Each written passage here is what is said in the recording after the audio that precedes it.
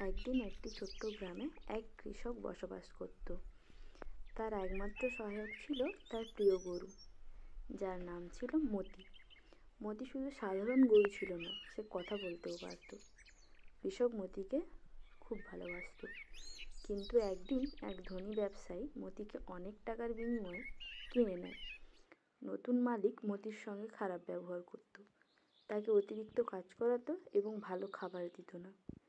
মতি খুব কষ্ট পেল এবং নিজের পুরনো প্রভুর কাছে ফিরে যাওয়ার সিদ্ধান্ত নিল।